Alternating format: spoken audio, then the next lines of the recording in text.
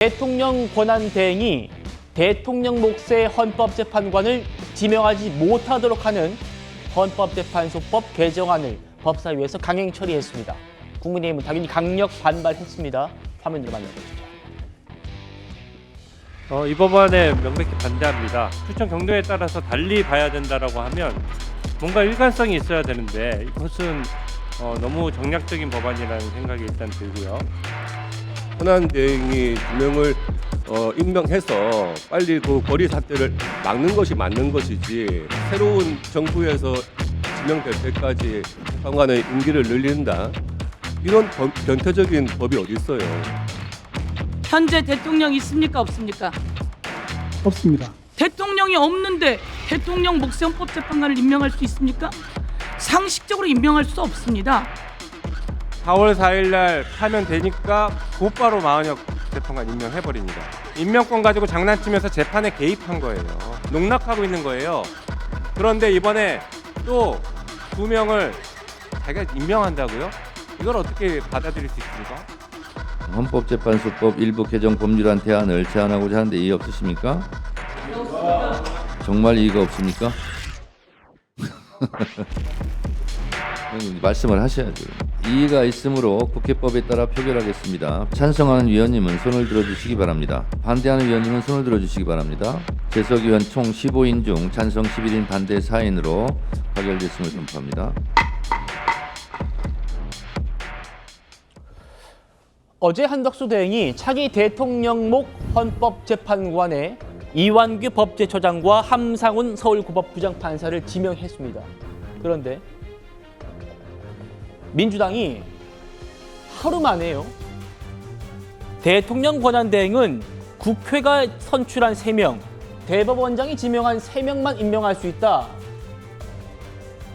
권한대행은 대통령 몫을 임명할 수 없다라고 지금 법을 바꾸겠다는 겁니다. 연종이님. 네. 자, 그런데 다음 거 같이 좀 보시죠. 다음이요. 이 부분이 특히 논란되는 것 같아요. 보통 법이 통과되면, 시행되면 그 시점 이후부터 적용되잖아요. 그런데 민주당은 소급 적용되도록 지금 만들었습니다. 어떻게 보세요? 민주당이 뭔들 못하겠습니까? 그리고 그동안 항상 이렇게 해왔잖아요. 자기들의 필요에 의해서 모든 법들을 저렇게 일방적으로 통과시켰던 그 버릇을 결국 고치지 못하고 있습니다. 자, 얼마 전에 헌법재판소가 윤석열 대통령 탄핵을 인용을 하면서 냈던 그 판결문을 보면요. 정치는 대화 타협으로 풀어야 될 것을 군인을 동원해서 풀기 때문에 윤 대통령을 탄핵을 인용한 거 아니겠습니까? 자, 보십시오. 민주당의 저 행태를 보면 지금 22대 국회에서 지금까지 민주당이 여야 합의로 해서 법을 통과시킨 게 제 기억에는 거의 못 본 것 같습니다. 다수 의석을 이용해서 끊임없이 단독으로 통과시키고 그 법도 보면 굉장히 어떤 이 위헌적인 법률들을 많이 통과시켰어요. 그러니까 자기 입맛에 맞게끔 모든 것들을 다 이렇게 입법화 시키는 거죠.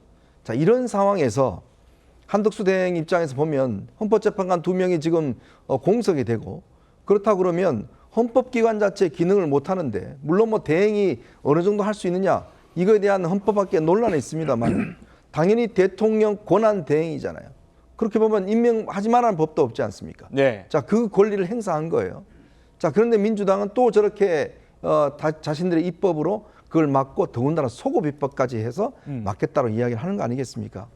제발 좀 저는 좀 자제했으면 좋겠어요. 민주당이 헌법재판소 결정문을 다 읽어봤을 텐데 거기 읽어보면 어떻게 정치를 하라는 그 헌법재판관들의 뜻이 담겨져 있지 않습니까? 대통령까지 탄핵하면서 민주당에 질타했던 게 바로 이런 행태들을 하지 말라는 것인데 또 똑같이 정말 이 판결문에 이 잉크도 마르기 전에 또 이런 걸 한다라고 한다면 글쎄요. 뭐 나중에 일단 대행이 거부권을 행사하면 되겠지만 정말 민주당의 입법 독주는 해도 너무한 것 같습니다. 대통령 권한대행은 국회가 임명하고 대법원장이 지명한 경우만 임명할 수 있도록 한다. 그리고 이 법이 시행될 당시에 임명 절차가 진행되는 경우에도 적용된다. 소급해서 적용하겠다. 국민의힘에서는 민주당의 입법 독주가 이번 대선에서 심판받을 것이다라고 목소리를 높이고 있습니다. 들어보시죠. 법사위에 상정된 안건 하나하나를 보면 또다시 대한민국의 자랑스러운 헌법 질서를 파괴하는 입법과 탄핵 소추안이 또 이렇게 버젓이 올라왔습니다. 이게 정상입니까? 법안 관련해서는 저희 입장은 없는 상태입니다. 행정부에서는 대통령이 고리되거나 유고지에는 대행이 대통령의 권한을 수행할 수 있도록 되어 있습니다. 그런데 이게 무시하는 법 아닙니까? 이게 이런 민주당의 입법 폭주 그리고 또 탄핵 남발, 이번 헌법재판소의 판결은 그것조차 용서한 게 아닙니다. 여러분들 큰소리 치셨지만 6월 3일 날 엄정히 국민들 심판을 받을 겁니다. 여러분들 정신 차리세요. 아직도 정신을 없는 자, 여기에 대한 반론은 제가 조기현 위원장께 드려야 될 것 같습니다.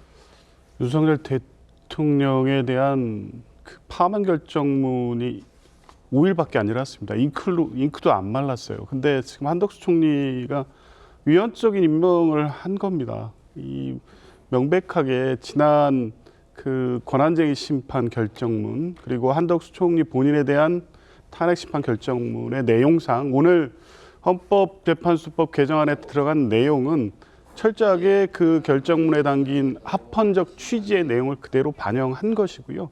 문제될 수가 없습니다. 한덕수 총리의 2명의 재판관 임명 행위가 명백한 위헌이고 월권이죠. 오늘 법사위에서 이 국민의힘 측이라든가 이완규 법제처장도 그런 주장을 하던데, 그러니까 대통령 권한대행과 관련된 헌법 그 72조인가요? 그 규정이 사고와 권리를 나누어서 사고 시, 그러니까 탄핵 소추돼서 직무가 정지된 상태에서는 소극적으로 행사하지만 거리가 된, 그러니까 파면 선고가 돼서 대통령이 없어진 상황이 되면 그때부터는 적극적으로 행사된다. 이런 자의적 해석이 어디 있습니까? 그 헌법 조항의 취지는 대통령 권한대행 자체는 이 현상 유지, 필요한 관리와 소극적 업무만 수행해야 된다는 원칙이 일관되게 적용되는 거고요. 특히 파면 선고로 거리되는 순간 60일 내에 그렇죠. 대선을 치르게 돼 있습니다. 그 안에 그러면 대통령과 동일한 지위와 권한이 쥐어진다는 해석을 어떻게 그 조항을 통해서 해석할 수 있죠? 명백한 위헌입니다. 임명해서는 안 되고요. 그럼 그렇게 명백한 위헌인데 왜 법으로 다시 이렇게 만들려고 하는 거예요? 지금 현실적으로 임명 행위를 계속 절차를 진행할 경우에 이런 위헌적 임명 절차가 그대로 인정이 돼서 헌법재판소가 이 위헌적 행위에서 구성될 수가 있기 때문에 이걸 막을 모든 수단을 동원하고 있는 거고요. 한덕수 총리가 2명의 이완규 처장과 이 함상원 부장판사를 그 지명을 하면서 헌법재판소의 공백을 얘기하던데요. 그러면 2024년 3명의 재판관 공석 때는 그때는 헌법재판관이 6인밖에 안 됐는데 그때 한 얘기는 뭘까요? 그리고 이번엔 마흔역 재판관, 그러니까 헌법적 의무가 발생했다는 헌법재판소의 결정 취지에 따라 마흔역 재판관만 임명하면 7인 체제가 되고 심리하고 결정하는데 아무 문제가 없습니다. 만약 그 안에서 의견이 팽팽히 대립돼서 어떤 결정을 할 수가 없는 상황이면 이준숙 방통위원장의 가처분 사건 때 결정한 바와 같이 2명이 임명되기를 기다렸다 결정하면 됩니다. 그러니까 일반적 사건 처리에는 아무 문제가 없었고요. 그 정치적으로 중요한 사안 같은 경우에는 2명의 재판관을 기다렸다 한다는 것이 이번에 헌법재판소가 결정한 내용입니다. 그러면 헌법재판소 구성과 운영에 마흔역 재판관만 임명했으면 아무 문제가 없는데도 불구하고 결국 이 2명의 재판관을 임명하기 위해서 마흔역 재판관의 임명을 끼워넣기 한 겁니다. 명백한 위헌이고요. 당장 철회돼야 되고 만약에 안 된다면 오늘 뭐 법사위 통과한 헌법재판소법 개정을 포함해서 권한쟁의 심판이라든가 할 수 있는 모든 조치를 취하겠다는 게 민주당의 입장입니다. 예, 정학진 변호사님. 지금 조기현 위원장님께서는 그럼 7명으로서 의결도 할 수 있고 뭐가 문제가 있느냐라고 말씀 주십니다만 사실 지난 대통령 탄핵 국면에서 봤을 때 8명으로 의결할 수 없다, 정당성이 떨어진다 이런 얘기들도 민주당에서 했었거든요. 지금 논란 어떻게 바라보십니까? 글쎄요, 저는 뭐 정치적인 논란이 있을 수 있다라고 생각을 하는데 제가 헌법을 읽어보겠습니다. 71조에 대통령이 거리된 경우에는 국무총리가 그 권한을 대행한다 이렇게 돼 있어요. 그러니까 대통령이 없어졌을 때에는 국무총리가 대통령의 권한을 대행한다 그렇게 돼 있단 말이에요. 그런데 지금 대통령 없지 않습니까? 대통령의 권한이 어떤 권한이 있습니까? 헌법재판관을 지명하고 임명할 권한이 있잖아요. 그래서 그 권한을 행사했다라고 하는데 저 헌법 71조를 봤을 때 도대체 어디에서 위헌이란 이야기가 나오는지 저는 그거는 말이 안 된다고 생각을 하고요. 대통령 권한 대행이 어느 정도는 그 권한 행사를 조금 자제하고 절제하는 게 좋겠다, 정치적으로. 그런 정도의 비판은 있을 수 있겠지만 그것을 뛰어넘어가지고 마치 명백한 위헌이 있다라는 것처럼 이야기하는 것은요. 헌법을 제가 아무리 눈 뜨고 읽어봐도 도대체 위헌에 대해서는요. 일도 찾아볼 수 없다. 저는 개인적으로 그런 생각합니다.